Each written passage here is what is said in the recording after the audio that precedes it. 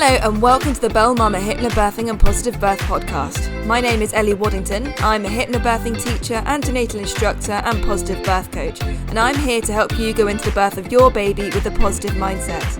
Every week I share my top tips, advice and amazing birth stories to help you go from fearful and anxious about your birth to positive and confident. Make sure you hit the subscribe button and let's get into this episode.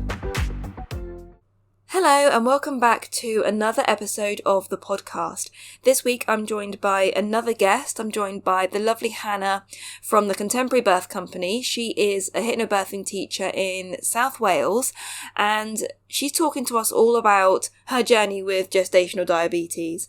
And I'm really excited about this one because there was a real gap in my knowledge when it came to gestational diabetes. It's not really something that I've had any experience with and that I have much knowledge of. And so I feel like I've really gained something from chatting with Hannah, and I hope that you do too. I know there are lots of you out there that will be going through a similar sort of journey, and you might be feeling a little bit anxious, a little bit scared about what's in store for you. So here we go. Here is Hannah talking to us all about gestational diabetes and her positive birth experience. Hi Hannah, thank you so much for coming onto the podcast today. How are you? Yeah, not bad, thank you. Not bad. Excellent, Enjoying the excellent. rainy weather in South Wales. Oh, was it rainy there as well? Yeah, but we're terrible weather this week. But yeah, fully into autumn now, isn't it? Yeah, it is. Yeah. So I'm in Northumberland and we've literally had like solid driving rain for like 3 days now. The fields are all just completely like underwater, completely sodden, and it's kind of touch and go with the roads as well as to whether I can get to school or not. And this morning I had Wilfred's Harvest Festival Assembly, and he has been practicing these songs about combine harvesters and scarecrows so hard, and so he was really like nervous that we might not get to school, but we got there, and I got to listen to him singing about the scarecrows and the combine harvesred. That's so cute. I know, it really is. So first off, could you please just introduce yourself, who you are, where you are, what you do for the listeners for me? Yeah, so I'm Hannah. I'm in South Wales and I'm a hypnobirthing teacher. So I teach online and I teach in South Wales area as well. And I've got two children. One is 2.5 and one is 9 months old. She's currently on the boob right now, trying to keep her quiet while we talk. Yeah, that's where they're quietest usually, isn't it? 100%. So you are here today to chat to us about your pregnancy and birth experience, both if you want to, or just one, and particularly your experience with gestational diabetes. Yes. Yeah, so that's a really interesting experience for you. And there are lots of listeners that will kind of resonate with that, and they'll be going through the same sort of things. This is a really great topic to cover. Yeah, absolutely. I think when I was diagnosed with diabetes, I didn't realize how common it actually was, and it's actually on the rise, like the amount of women that are being diagnosed with it, which is a whole topic in itself. But yeah, it might be helpful for me to just go through a little bit about my experience navigating the maternity system during pregnancy, because I think that kind of leads into my birth story a little bit and how it kind of took that path. Does that sound okay? Absolutely, yeah, because to be honest, this is a bit of a gap in my knowledge as well. So I'd absolutely love to be able to ask you questions so that then I can support the ladies that I work with, because I haven't come across this in any of my clients so far, but I may well in the future. So yeah, this is perfect. So start whereabouts in your pregnancy did you get your diagnosis? Was it quite early on? So no, it was third trimester. So I had my glucose test at 28 weeks, and that was done because I am already at a higher risk of getting diabetes because I have polycystic ovarian syndrome, Okay. which increases the likelihood of you developing diabetes in pregnancy anyway. So there's multiple risk factors of getting gestational diabetes, and one of them is PCOS. So I was routinely tested at 28 weeks. And I had a phone call when I was 29 weeks to tell me that, so it was from an antenatal midwife, and she said, "Oh, I'm really sorry to let you know that you do have gestational diabetes." Um, and I was really in shock, to be honest, because on my first baby I'd been tested as well and it was negative. So I didn't expect it to come back as being a positive test. However, that was kind of the end of the conversation almost with her. The next thing she said was, yep, so at 39 weeks now, you'll be offered an induction. And yeah, you'll speak to a consultant and they'll just tell you the dates that you're going to be induced. And I was obviously only 29 weeks pregnant at this point. So to be talking about induction at 29 weeks that was going to be scheduled for 10 weeks time when I had no idea what gestational diabetes even was at this point, but yet we're Yeah. talking about induction.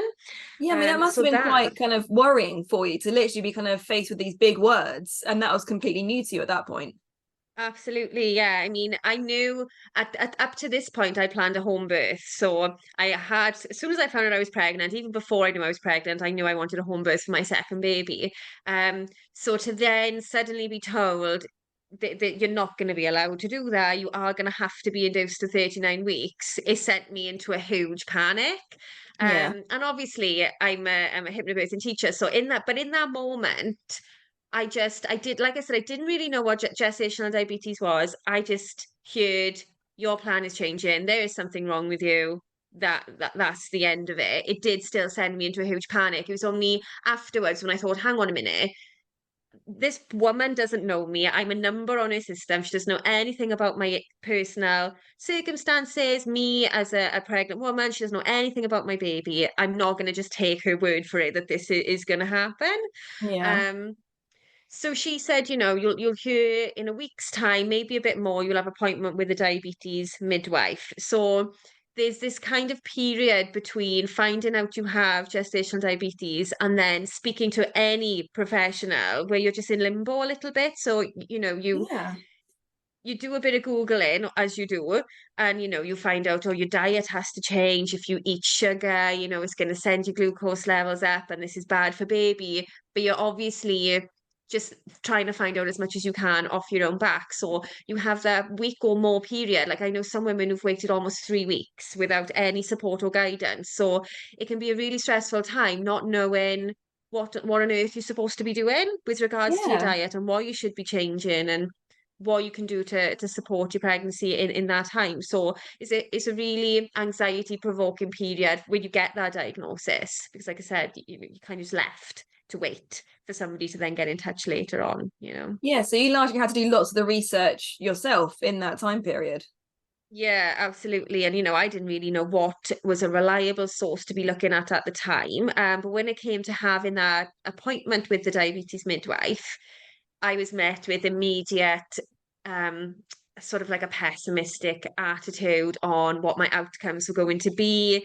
Um, she said to me straight off, you can try staying diet controlled throughout your pregnancy, but women tend to not be able to do that, so don't get your hopes up.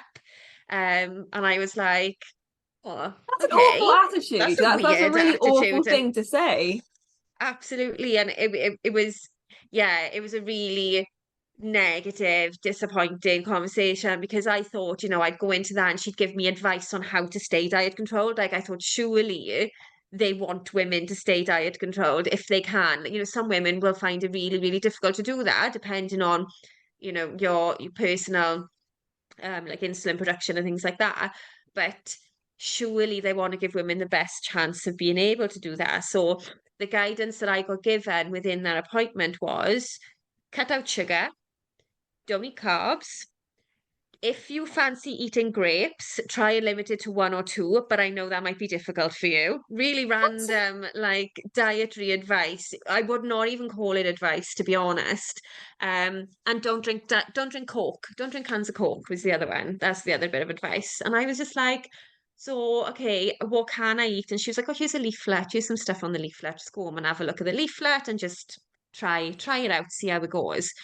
So in that appointment, then you're given your glucose test monitoring device, your glucose level device. And she shows you in the appointment how to do the finger prick. So I had to do it first thing in the morning to test my fasting glucose levels. And then I had to do it an hour after every meal. So to make sure that my glucose levels weren't spiking after a meal. So obviously, being given really rubbish dietary advice, you're constantly worried about taking these tests, because if you get 3 spikes in a row, they want to put you on insulin. So she said to me, there's a period in the beginning. We'll give you roughly 10 days to kind of get to grips with the diet and everything, which is really no time at all when you've had no support with that. Yeah. And then when you're taking your measurements, when you do your finger pricks, it goes through to an app that they get all the readings for, so they can see it from where they are. So Oh my then God.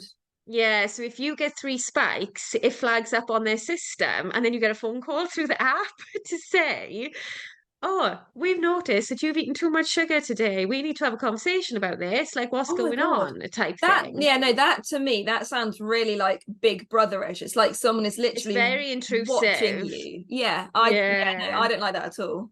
Yeah, it's very intrusive, and you can ask for like phone calls yourself. You can book appointments and things, but yeah, they can see what's going on through the app, and they can get in touch with you if there's any red dots, as we used to say, or red dots come up, and I did have some higher than I should have, but mostly they were great. I managed to stay diet controlled, but that was only through my own research, basically.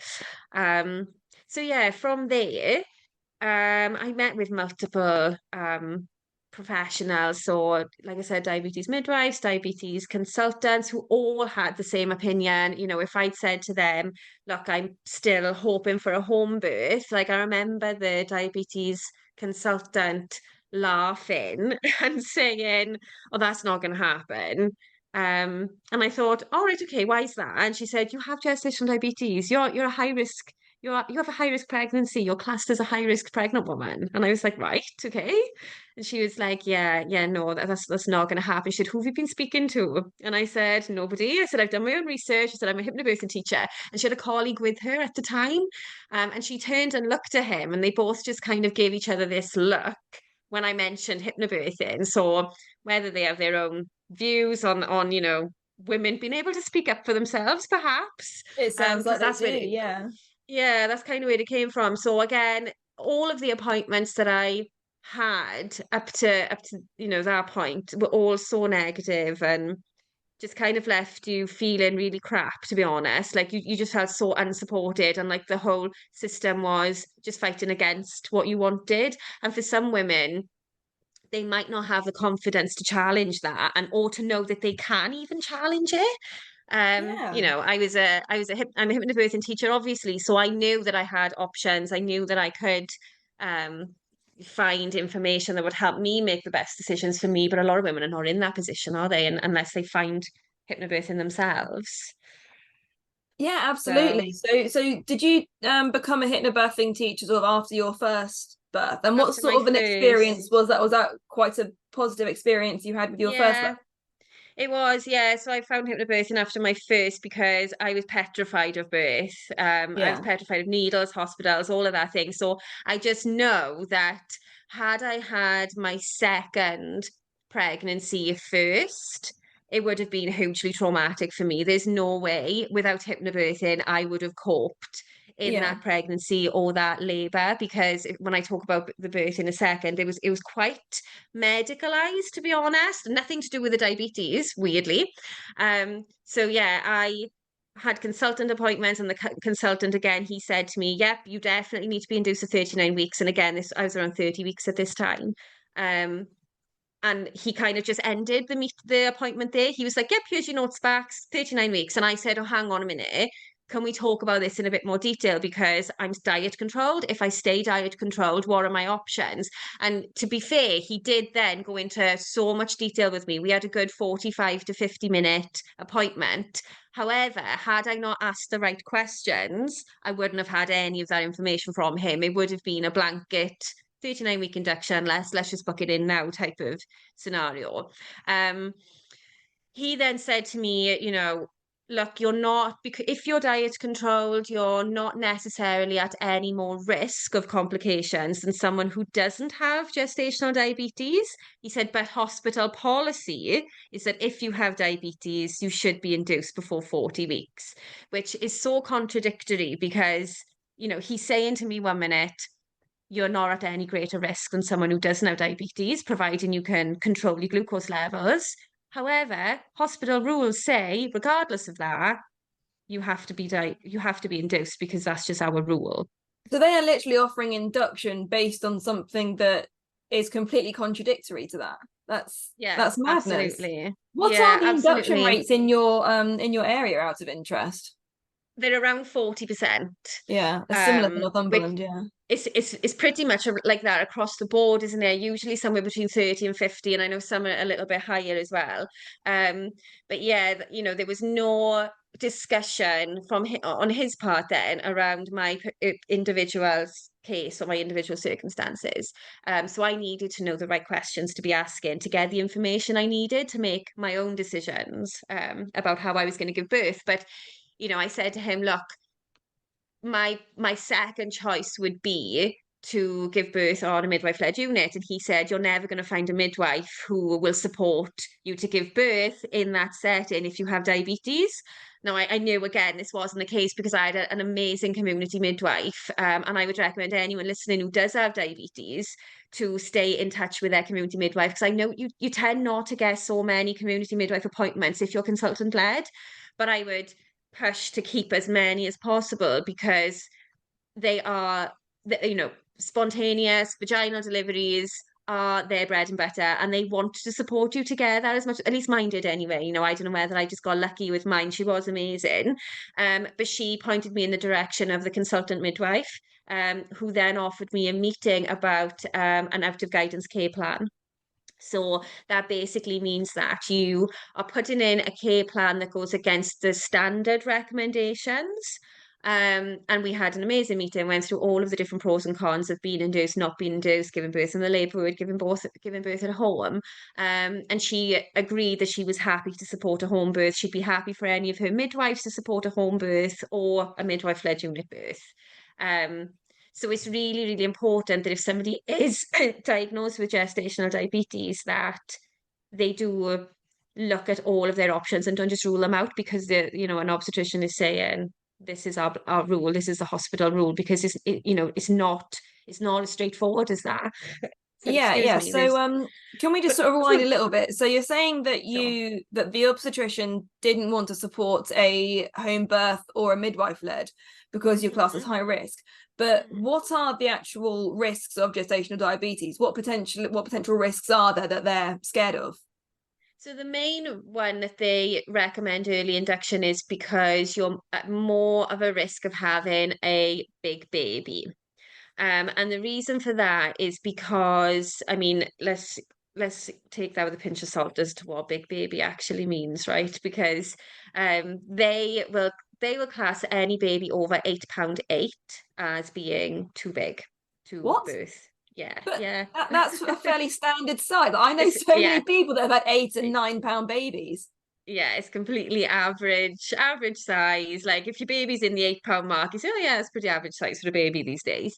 Um, However, because so if you didn't have diabetes, that wouldn't be classed as a big baby, or anything over £9 is classed as a big baby if you don't have gestational diabetes. But if you do have gestational diabetes, they class anything as £8.8 as a big baby. I don't know why it changes just because you have this label. A big baby is a big baby, a small baby is a small baby, regardless of your circumstances, I would think. However, their worry is that because of so basically when you have gestational diabetes, you don't produce enough insulin to consume the glucose that's in your body. So when you have excess glucose in your body, it is passed on to your baby through the umbilical cord. And what that means then is baby needs to develop more insulin to get rid of that excess glucose. And when baby has more insulin in their system, they put on more weight than a typical baby would. Right, okay. Does that That make makes sense? sense. So the extra glucose and the extra insulin that they're producing means that they gain more weight, and they tend to gain the most weight. If I'm getting this right, I'm not an expert in diabetes, but if I remember this rightly, they tend to gain weight around their middle to upper area, so around their shoulders and their tummy. And what the worry is that baby shoulders will end up being too big to be birthed through your pelvis if baby gets too big. Okay, Right, so they're okay. worried. They're worried about something called shoulder dystocia, which is where the shoulder will dislocate when the baby's being born. So what they typically recommend then is an early induction to stop baby getting too big to be able to be birthed without those sorts of difficulties of getting stuck. But what's interesting in that circumstance is that they recommend induction to reduce the likelihood of shoulders getting stuck. But one of the risks of induction is shoulders getting stuck. Yeah, and this is So something yeah, that's worth so knowing now. important when women are kind of offered induction, because it is an offer, you can always decline it, is always look at the risks that come with induction, because do those risks kind of outweigh the positives of the induction? And I don't think people are given as much information, and they don't know to look for that information. People don't kind of realize that an induced labor is very different to a spontaneous labor. Yeah, absolutely. And well, like I said, one of the risks of it is the baby actually getting stuck because they're being almost forced out of your body more quickly than they would if it was spontaneous labor. So they're recommending an intervention to reduce the likelihood of something when the risks of that intervention are the same, if that makes sense. Yeah, so that's nuts. Yeah. That's completely Yeah, nuts. it is insane. When you really look into it, you think, I mean, and the hang on, I've got some just an extract from like the WHO guidelines about this because yeah, so the WHO guidelines state that women who have good glucose control should not be offered induction of labour unless other abnormalities are present. And labour should be managed in the same way you'd manage someone without diabetes. So they're basically saying the opposite as to what hospital guidelines are saying, in that, well, you automatically need to get induced 39 weeks. However, what the WHO is actually putting forward is you shouldn't be inducing somebody early for that reason if their glucose levels are managed. Because like the consultant actually said to me, you're at no higher risk. If your glucose levels are in control and they are managed well, you're at no higher risk of having those difficulties as somebody who didn't have diabetes at all. So they've Which is literally why based an entire policy on something that goes against evidence. That's nuts. That's completely nuts. Yeah, and I said to him, even the NICE guidelines suggest that even if somebody has, I need to double check this. I don't know whether it's the same if if you're on insulin. I'm not entirely sure of that, but the NICE guidelines in my circumstance anyway, because I was diet controlled as well, are that you shouldn't induce before 40 plus 6 regardless. It's not recommended prior to your 41st week. So he wasn't taking into account the NICE guidelines or the WHO recommendations. It was just kind of this. He had a chart on his wall, and he kind of just scrolled up and said, "Oh, 39 weeks, gestational diabetes. Ah, yes, induction is recommended." You know, it was just like this. It was this blanket table on his wall that he just referred to when I asked the question. But to be fair, you know, like I said, when I asked the right questions, he did give me all the information I needed. And when I came back to him after seeing the consultant midwife and said, look, they're happy to give me an out of guidance care plan, they're happy to support a spontaneous labour at home, he was like, yeah, no, that's fine. If that's what they've suggested, then yeah, I support that. And I'm happy for you to sign you off consultant care. Okay. Which is a absolute U-turn to that first appointment that I had with him, you know. And I had to, like I said, go through so many appointments. I had to do so much work myself to figure out like what was going to be the best options for me. The other, you know, it's not just about big babies, why they recommend induction. Like they'll say that, you know, there's a risk of the placenta failing and things like that, just like they do when, you know, you go over 42 weeks, they'll say, oh, the placenta will automatically overnight stop working, which we know is not the case. This is a lot of those similar um recommendations. There's also a few potential risks to baby as well. Like they could have unstable blood sugar levels if your diabetes is not controlled. So they like you to be on a labour ward just in case you need to be, the baby needs to go into NICU for anything or into intensive care. But again, a lot of that is still dependent. Sorry if you can hear baby in the background. It's adorable. So yeah, a lot of that is still really dependent on your own circumstances. So you have to weigh up all of the pros and cons for your individual case because I, you know, I was happy to keep baby at home and monitor glucose levels myself after she was born, and that is an option. Midwives will talk you through that as well. So, Yeah. you know, it's not as clear cut as you might get told when you get given the diagnosis. And so, sorry, there are lots of women that obviously kind of don't question it and they do just accept the induction. Is there evidence with these women? Is there evidence to show that induction does reduce poor outcomes? Yeah, no, I have an extract of that here actually. So there was, I never know how to say this word. Is it the Cochrane Cochrane, trials? Cochrane, Yeah, yeah, that's what we're I going to know what go you mean. with. Yeah. So in women who are diet controlled, so that one of the trials identified that there was no clear difference between the size of babies born to women who had diabetes who were induced versus those who waited for spontaneous labour. So there was no difference whether you were induced or not in the size of babies. And there was also no clear difference in shoulder dystocia either, or breathing problems in baby, or low blood sugar levels in baby, or babies being admitted into intensive care.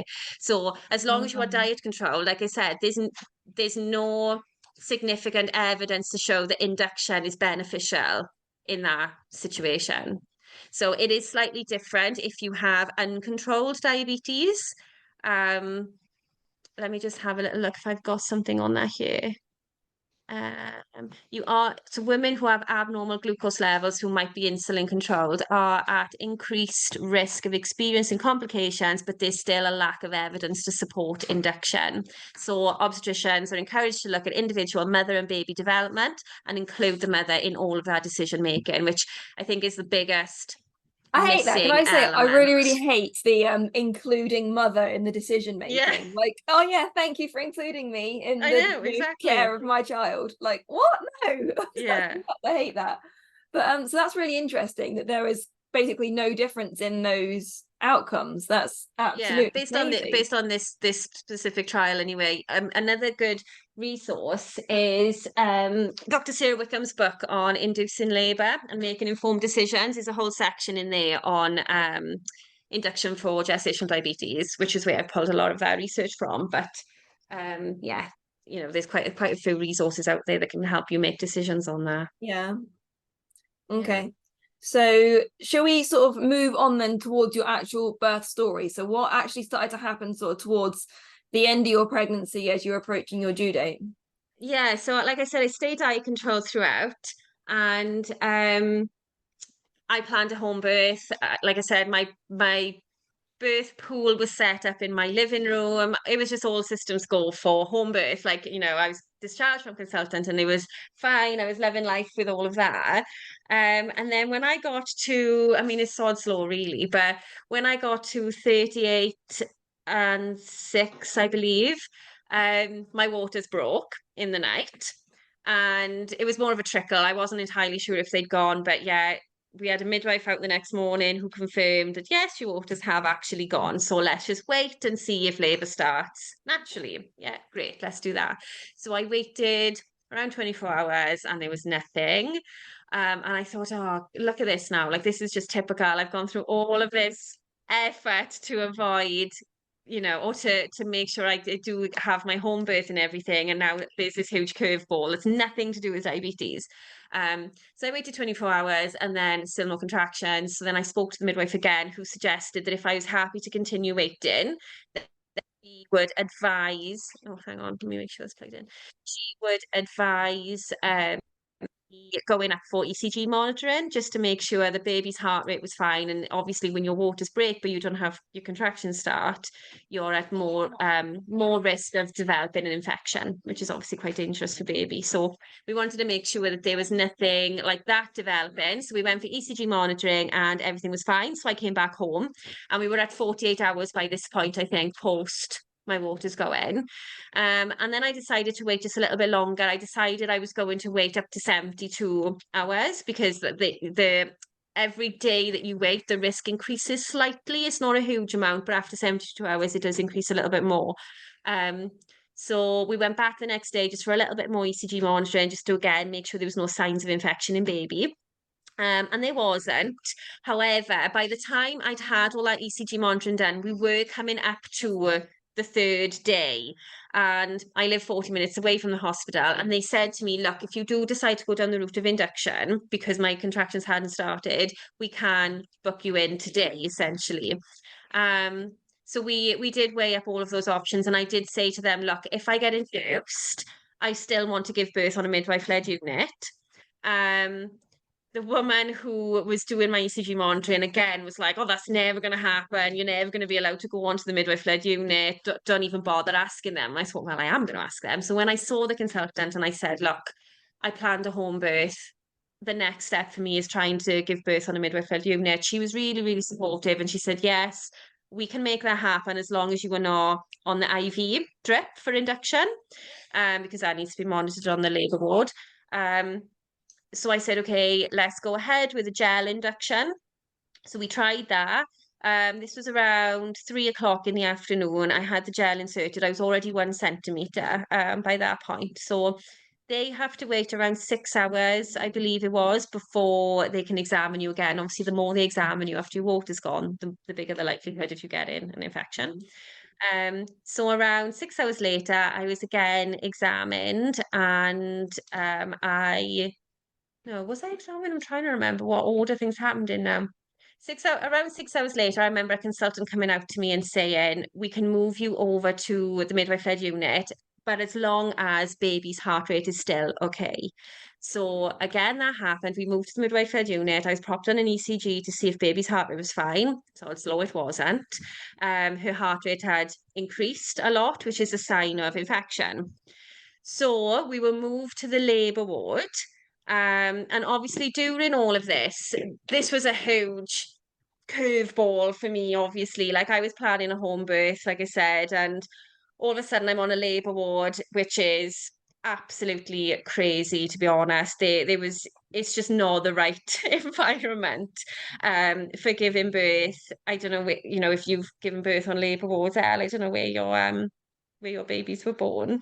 My first was, but they had individual rooms. It's quite a Right. modern centre, so it felt like a midwife unit, but it was a labour ward with my first, yeah.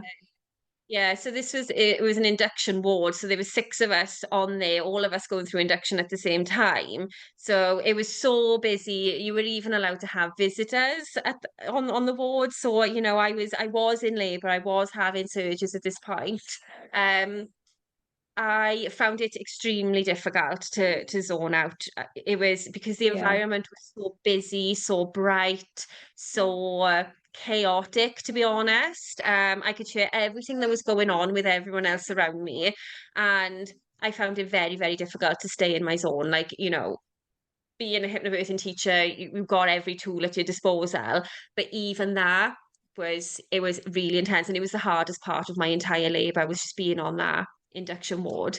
And I found that my contractions actually slowed down and they started to stop because of the adrenaline I was probably feeling at that time. So again, we just had to, I remember laying there. I had earphones in the entire time I was on that ward. I was listening to hypnobirthing tracks on repeat through the entire period. I had a jacket over my head to try and block out lighting, just to try and get more oxytocin going to rebuild my contractions again. And like I said, when I got to about 6 hours, a consultant came and saw me and he said, look, your options now will be to either have the rest of your waters broken, because when they examined me, it was only my 4 waters that had gone.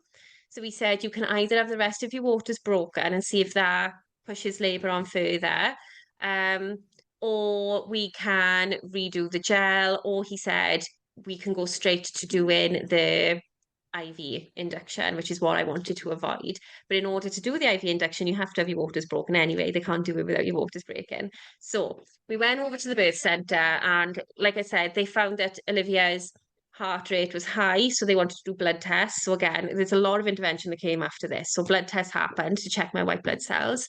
Like I said, prior to this birth, I was petrified of hospital, needles, birth. So if this was my first experience, I probably would have ended up in a C-section because I wouldn't have been able to cope.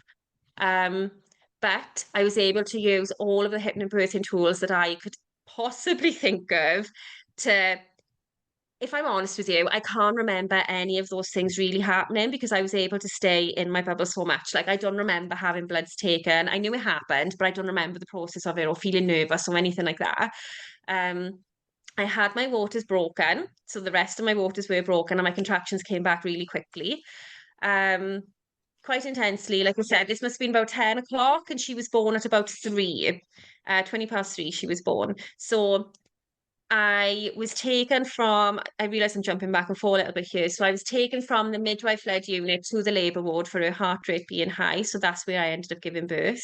Um, there was no pool available because somebody was using it, so I couldn't have access to that. So I needed to find other strategies. The midwife that I had was really, really amazing in going through my birth plan. So she knew how much I wanted a home birth, how much I wanted a pool, how much I wanted the midwife-led unit if home wasn't a possibility.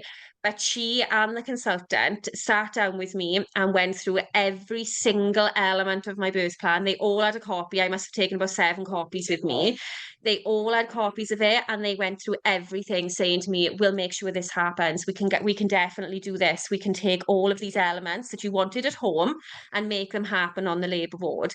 And if I hadn't had such a robust birth plan that everyone was able to stay on board with and, make happen for me, basically, it wouldn't have gone that way. Like, I wouldn't have been able to think straight with all of those things going on and to try and identify, yeah, okay, I remember speaking about this. Yeah, I'm happy for this. I'm not happy for that. I didn't have to do any of that thinking because it was all written down for me. It was all there. My birth partner knew everything that I wanted. Like, I had a section in there that was called like my non-negotiables, and I absolutely needed to be able to move around. So when they said to me, you have to go on continuous monitoring, I was like, okay, I'm happy to go on continuous monitoring. Like, I choose to, not because you're telling me to.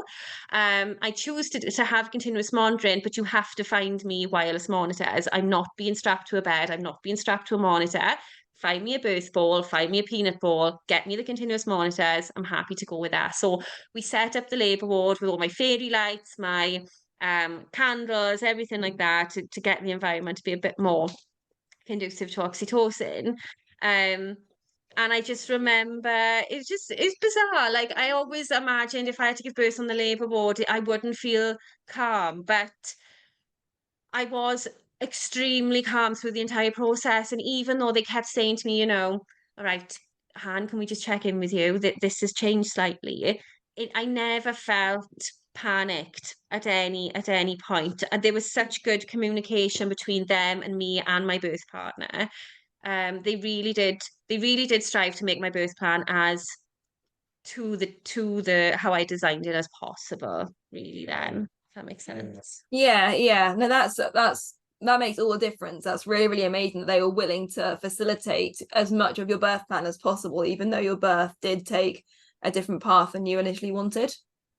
Yeah, absolutely. So she, because I had obviously been induced, and one of the things with induction is your contractions come a lot quicker and stronger than without induction. When I was on the birth ball, they found that her heart rate was dropping slightly because the contractions were coming quite intensely. So they gave me an injection to slow contractions.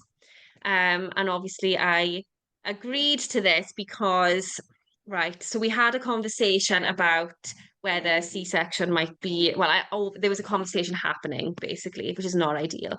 If baby's heart level continues to drop, they might need to be, we might need to go for a C-section because it shows signs of distress in baby, basically. So they said, are you happy for us to give you a little bit of this hormone injection to slow your contractions a little bit because baby looks like she's not quite coping with them? I agreed to it. I didn't have any negative side effects, nothing major happened, but that is something people really need to consider because, if you do have an injection like that to slow your contractions, it can actually slow them too much, which then means they need to induce you even further to bring your contractions back. And that can be too much for your body and your baby to cope Yeah, with. So this all sounds very kind of counterintuitive. They're inducing you yeah, to bring on contractions, but then the contractions are too much, so they're giving you something to slow them down again. I mean, absolutely. that's a lot going on in your body that your body basically hasn't been prepared for, because people don't realize, I think, going into it, that labor isn't just the day. Like, your body is preparing for labor for weeks beforehand, and all of that hasn't been able to happen. So that's a lot that was happening to your body all in the space of kind of one day, really. Absolutely. So they gave me a small amount of this injection. I didn't feel that my contractions slowed at all. They said baby's heart rate stabilized, so that was fine. It didn't feel like things slowed down to me. Everything just kind of continued as I was experiencing it. But I did say, look, if me being upright on this ball is maybe pushing my contractions to be a bit more quicker or more intense, then I'll let me change position. I'm going to go and lie down on the bed, but I need you to find me a peanut ball because I don't want to be lying down horizontally. And they did. They got me a peanut ball. They altered the bed so I was at an angle. So I had the peanut ball between my legs to make sure, I could still stay as upright and open as I was able to, which was great. And then I said, this isn't working. I need you to find me another way that I can stay in this position, but also, be as comfortable as me and baby need to be. So they got me some stirrups. I was able to put my legs up in like a one stirrup. So I was kind of laying on my side. I had my leg up on one side just to keep my legs open. And that was fine. Like I said, my husband, the whole time I was in labor, because I didn't have access to water, I was doing light touch massage, and that was an absolute game changer. It was amazing. People, whenever I speak about it, people are like, "Oh, that sounds weird. I don't want my husband massaging me during labor. I'll probably want him to be the other side of the room." But he had to ask my permission to go to the toilet so many times because I was like, "No, you can't leave yet. You must keep going. Like, keep doing the massage." So he was busting for a wee the whole time. But just using strategies like that, like I said, I was listening to hypnobirthing tracks the entire time, Disney music on in the background. And even though I was in that environment and there was so many kind of medical things going on around me and happening to me, hypnobirthing allowed me to stay in this zone where that did not affect me at all, which is bizarre for me because anyone who knows what I was like before, if a needle had even come into the building and I was aware of it, I'd been fainting on the floor. So it's insane that how much hypnobirthing can just change your mindset around birth and all of the fears that you have of even just hospitals as well, like being diagnosed with diabetes and going through all of that nonsense and then giving birth in a completely different way than I expected to.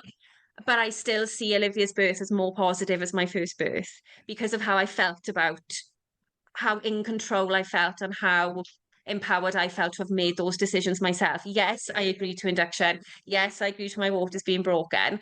But because I made those decisions and I was like, yeah, okay, I'm happy to do this because I know the pros and cons of it, I felt so empowered and confident and, like I said, more positive about that experience than had I just been kind of left to the rules of the hospital then.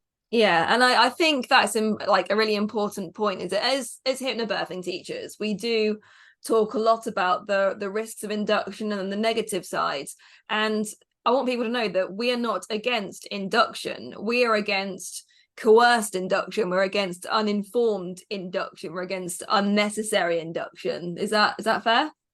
Absolutely, yeah. And this birth has shaped the way I teach hypnobirthing now because I thought, I wanted to be the less advocate for like home births and water births and everything like that. But since having this birth, I know there are so many women who will say yes to an induction. And I feel they're the women who need hypnobirthing more because when you say yes to an induction of labour, you have to know what you're going into, or you are at risk of kind of being, well, I'm going to say it, controlled by the maternity system. Like being supported by a maternity system and controlled by a maternity system are two very, very different things. And if you have all the knowledge that you need to go into that and all the coping strategies you need to go into that induction, like, because you might need it, it is sometimes medically necessary, it is oversubscribed, but sometimes it is medically necessary. Be in a position where you can still make that the best possible experience for you. Yeah, and I think it is kind of important to note that we have an amazing maternity system in the NHS in the UK, but you are a number. You are just one person going through that person's list on the day. And all of the decision making, all of the research, all of the knowledge, it is largely up to you as an individual to do that and to advocate for yourself and to make your own decisions. Absolutely, yeah. And like I said, if you don't ask the right questions, you often don't get given the information that you need. So it is ironic, really, that I did all of this research to not be induced to 39 weeks. And I got induced to 39 weeks, but for a completely different reason. There was unrelated diabetes. But again, that could happen to anyone too. Like anyone's waters can go. And you're faced with a decision to make in the next 48, 72 hours. Am I going to accept induction? And by that point, if you haven't done your research on induction and to how to make that positive, it's going to be too late to wait until then. You know, you need to be preparing for the possibility of an induction much earlier in pregnancy. Yeah, and that's also the importance of a properly researched birth plan as well, is that you had made all of these decisions Mm, and all these scenarios, you'd made those decisions beforehand, so that you weren't left kind of in the moment, like racing through your mind, trying to make decisions on the fly. absolutely, yeah. And there would have been so many decisions to make. It would have been hard to do that in, you know, the frame of mind you need to be in to make those decisions. Like those decisions had already been made because I'd thought about it before. Yeah, and that was largely for me what made my first birth such a traumatic experience, was that I stuck my head in the sand and I didn't do any research about anything. And I ended up in hospital making all these decisions, you know, when I was exhausted and scared and in pain, and there were a room full of strangers kind of leaning over me with like the instruments already out, like, do you give us Mm, permission to do this? Like, I'm not going to say wow. no or ask for facts and figures in those moments, am I? And so Well, that's the I thing. yeah, you have to make those decisions ahead of time, and do your research ahead of time, otherwise you do leave yourself open to a traumatic experience. Yeah, and you make decisions made out of fear when you're put in that circumstance, and making a decision out of fear is often when you look back and think, could that have happened differently if I wasn't scared in the moment and had this suggestion put on me without giving me a chance to think about it. Yeah, absolutely. So kind of back to your birth. So where did we get up to? So you're now in labor, on the labor ward. When did you start? Did you experience transition? Yes, I did. And I remember it very clearly. In fact, my husband, love him. He did so much research himself, and yeah, he knew that I was in transition at that point. Like he'd pointed out, you know, oh, I think he's close, mine, I think it's happening, you know, I think it's not gonna be long, because I remember being, like I said, on my side. I think at this point my foot was up on a stirrup, and I had gone from just chatting in between contractions. I was talking about like hypnobirthing to the midwives and everything. And then I remember just like I could not speak to anybody. I couldn't. Um, it was just I've got to stay completely in my space, in my zone. It just took over entirely, and I knew my first time around I didn't know that I was in transition, if I'm honest. Um, but my second time around I did, and it is intense, obviously. Um, but yeah, I like I said, I just continued to use the hypnobirthing strategies during that. I thought that I was close to needing to push, and I remember saying, I think I can feel her head coming down a little bit, and it wasn't through me pushing at all. I remember just kind of feeling like as if I can't describe it. Like I remember feeling like as if I felt a movement inside me. And I remember the midwife saying, "Oh, shall I examine you to see if you're close?" And I said, "No, thank you." I said, "There's other ways you can identify if I'm close, basically." And she said, "Okay, okay, no worries." And then she said to me, "I'm just going to look at your bum. Do you know what I'm looking for?" And I didn't. And I was like, "No, why is she looking at my bum?" But they look for a little blue line that goes like up down your kind of down your bum crack, isn't it? From your Yeah, coccyx to yeah. your bum crack.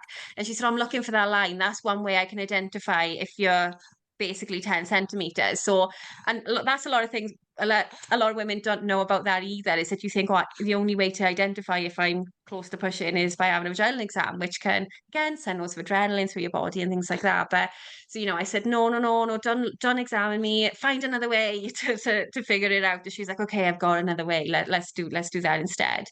Um, But and also, yeah, I'd like to make a point there, is that you should be able to trust your own body. I kind of I this thing where midwives need to know that you're close to allow mhm, you to push, you know, to encourage you to push. Like I think that takes away a little bit of the woman's power, because you should be able to be kind of in tune with your own body and feel those feelings. And you say, Yeah. you felt the head kind of coming out a little bit, and I remember feeling that at my second birth. Like, I describe it as, it literally felt like she fell out of my womb and into my vagina. Like, I just suddenly felt her like there, and it was the most bizarre Yeah. feeling. And I didn't need anyone to examine me or tell me that I was ready to push, because I was like, okay, well, this is happening now. Yeah, exactly. And I remember the sounds I was making when I was in transition, that twigged to me, yes, I am in transition now. And I think that's what twigged my husband as well. But she was like, oh, the sounds you're making sound a little bit pushy. I think, you might be getting there. And I was like, I know she's coming now. She's gonna be here in a minute. But then, yeah, I just remember flipping up onto all fours, and I didn't say anything to anyone. I didn't say like, oh, she's coming, or I need to push, or anything like that. I just know that they knew my sounds changed, my movements changed, and yeah, she was born. I think it was around 10 minutes of kind of, and it wasn't pushing even. I know people will say, "Oh, how do you possibly breathe a baby out?" But it's intentional breathing, isn't it? And it's hard to kind of describe that unless you're actually practicing it. But it was intentional breathing into the stomach, and I remember doing that and thinking, "Oh, I'm actually breathing her out. Like, I'm not forcefully pushing. Nobody's had to say to me, push your baby, or push now, or hold your breath, or the famous one they say, isn't it, is chin to chest and hold your breath and push. None of that was needed. Um, yeah, and there was no tearing, no stitches, there was nothing at all. She just came out, and I remember being on my knees, and weirdly, and it must have been because of my first baby, but when she was born, I had this instant feeling of relief and almost forgot that like I had a baby now. So like they said, oh, open your legs, she's here. And I was like, oh, of course she is, yeah. So they passed her through my legs, and yeah, it was just like I burst into tears. It was just overwhelming feeling, which was very different to my first birth. Even though the labor was positive, I found the birth itself very difficult. Um, in that I was told chin to chest, hold your breath and push. And I found that quite traumatic. Um, and then after she was born, she was taken away because she didn't breathe properly initially. That she had to take her for oxygen. So I didn't get her. It felt like hours, but it was probably about a minute that I didn't get her on the first baby. So I think when Olivia was born and I pushed her out, I almost forgot that they would just pass her straight to me Yeah. in the moment. But yeah, she was born, and obviously because of the diabetes, they needed to call a pediatrician in just to check her over and make sure she wasn't showing any signs of jaundice, and or they had to check her blood sugar levels and stuff like that. So I had her on me for around, I'd say, a good half an hour, I would say. And then after that was when my husband cut the cord. The pediatrician came in and just popped her on a little desk. We kept all the environment the same. It was still really dark. We had dim lighting. It was just really calm and relaxed. They popped her on the little table, checked her glucose levels, which were absolutely fine. Because they do worry about babies' glucose levels if you have diabetes. But yeah, she was absolutely fine. We had 3 glucose tests over 24 hours, and they were all absolutely stable. So there were no problems at all. And again, I think that's because my diabetes is so controlled, that there was no issues with her. And that's another thing to consider. If you do have diet control diabetes, the risks to baby are not what they would be if you were on insulin. So that's another thing to think about when you're considering where to give birth if you do have diet control diabetes, because it doesn't have to Wow. be a Okay. label Yeah. Yeah. for those reasons. And am I right in thinking that with gestational diabetes, once you've had the baby, that then completely disappears? Yes. Yeah. So as soon as you birth a placenta, the diabetes is gone. You do need to have just a follow-up blood test 13 weeks after the baby's born, just to make sure you don't have diabetes. And if you do, it's likely that you had undiagnosed type 1 diabetes before you were pregnant, Right. that they just didn't know about. But yeah, otherwise it just disappears. So I had my 13-week test, no diabetes present. But you do need to go for yearly blood tests just to make sure you don't develop diabetes in the future, because I think you're more likely to develop type 2 diabetes later on. Right. Okay. Or there's a Um, little bit of a higher risk. and you said that you were at a slightly increased risk of diabetes anyway, but am I right in Mhm. thinking that anyone can get gestational diabetes. It's random, and it's not related to lifestyle necessarily, or anything else you associate with diabetes. No, there's a big stigma around diabetes. So a lot of people think it's because you eat too much sugar and it's because you have a poor diet. So I remember telling a couple of my friends that I had gestational diabetes, I'd been diagnosed, and one of them said, "Oh, is that because you've like eaten too many biscuits and things?" And I was like, probably have eaten too many biscuits, but no, it's unrelated to that. So it's just down to the function of your placenta, because your placenta makes you a bit more insulin resistant anyway, but if you have a condition on top of that makes you insulin resistant, like PCOS, the addition of being pregnant can just exacerbate that a little bit further, so which is why you're more at risk of getting diabetes. Okay, wow. Yeah, no, I'm really glad that we had this conversation, because as I say, that's a big gap in my knowledge, so I feel like I can now kind of support any clients of mine that do have gestational diabetes in the future, if and when that happens. So did you have a managed third stage of your birth as well? We haven't talked about that. Did you have managed third stage? Yeah, so I had the injection, and I chose to have that because induction increases the likelihood of a big bleed after birth.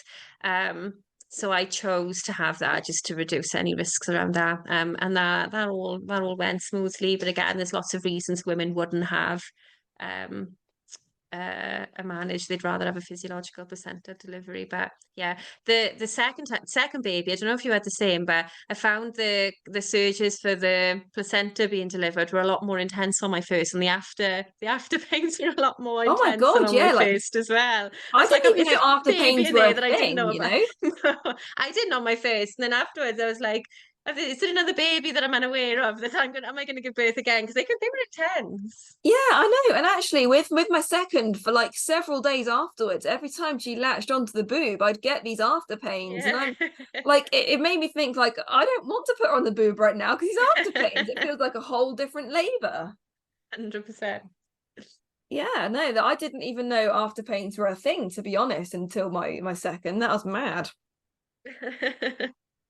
Sorry if this has been a bit chaotic as well. Olivia was meant to stay asleep for this whole thing, but she woke up quite early on into it. She's been pretty good, to be fair, but I've had my eye on her at the same time. Yeah, no, this is a part of being a mum, isn't it? Like, you have to take your kids with you to so many different things. And like, whenever you're making plans, you have to say, I'll have the baby with me. Is that okay? And it doesn't matter if Yeah, it's okay or not, because the baby's coming anyways. absolutely. And this one's a koala baby. She's like made of Velcro. I can't put her down usually. So the fact that she's even on the floor right now is a treat. I was just thinking how much hair she has. Her hair is She's beautiful. loads. Yeah, she's got loads of hair. It's past her shoulders, and she's only 9 months old. It's bizarre. And she has crazy black eyebrows as well. So she looks like a 3-year-old, but just miniature. Oh, bless her. Oh, well, thank you so much for talking to me today about gestational diabetes and your birth story. I know that you've got to go and pick up your other little girl from nursery very soon, so I'm going to let you get away now. Do you have any kind of final words, any final messages for anyone listening to this episode of the podcast, about gestational diabetes or hypnobirthing or anything in general? Yeah, I would definitely say that if you do have gestational diabetes, then please don't just assume that you've done something wrong in your pregnancy or that your options are now completely limited, because there's still so many options available to you. And absolutely, please just do a course or educate yourself in some way around how you can support yourself in inductions or births or whatever it might be, and just to make those decisions as informed as possible, just so you feel confident speaking to obstetricians and things like that as well. It's really, really important. Amazing, amazing. Thank you so much, Hannah. I really hope you Thank enjoy you the for rest of your having day. me. Yeah, you too, Elle. Thank you so much.